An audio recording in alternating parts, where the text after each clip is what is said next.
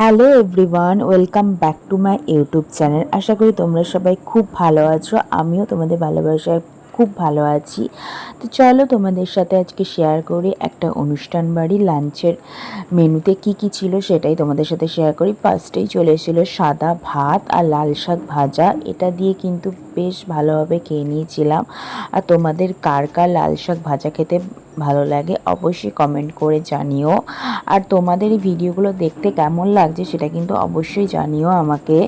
আর তারপরে চলে এসেছিলো মাছের মাথা দিয়ে পুঁই শাক। এটা খেতে কিন্তু দুর্দান্ত হয়েছিল আর দারুণ লাগছিল কিন্তু খেতে। আমি কিন্তু একটা মাথা চেয়ে নিয়ে নিয়েছিলাম, খুব ভালো হয়েছিল কিন্তু খেতে।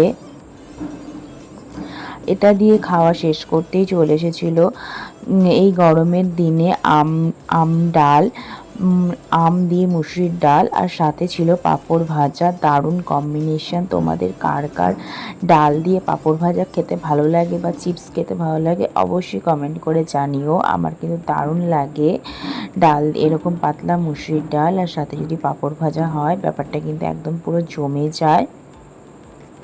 এটা দিয়ে খাওয়া শেষ করতেই চলে এসেছিলো লাল লাল ঝাল ঝাল চিকেন কষা। তো এই জন্য আমি একটুখানি ভাত নিয়ে নিয়েছিলাম। চিকেন কষাটা কিন্তু খেতে কিন্তু খুব ভালো হয়েছিল। আলুটা আর চিকেনটা কিন্তু খুব ভালো সফট সেদ্ধ হয়েছিল, দারুণ লাগছিল কিন্তু খেতে। আলু, চিকেন আর রাইস দিয়ে কিন্তু বেশ জমিয়ে তৃপ্তি করে কিন্তু খেয়ে নিয়েছিলাম। খুব ভালো হয়েছিল কিন্তু চিকেনটা। এটা দিয়ে খাওয়া শেষ করতেই চলে এসেছিল আমের চাটনি। আর তার সাথে তো পাঁপড় ভাজা তো ছিলই। কার কার আমের চাটনি আর পাঁপড় ভাজা খেতে ভালো লাগে অবশ্যই কমেন্ট করে জানিও।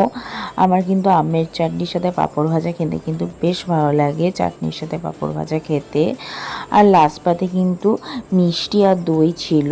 আমার পেট যেহেতু ভরে গেছিলো সেই জন্য আমি আর খাইনি। যদি তোমাদের ভিডিওটি ভালো লেগে থাকে অবশ্যই লাইক, কমেন্ট, শেয়ার করে দিও। এরকম নিত্য নতুন ভিডিও পেতে তোমাদের কিন্তু অবশ্যই আমাদের চ্যানেলটা ফলো করে রাখতে হবে। আজকের জন্য বাই, সবাই খুব ভালো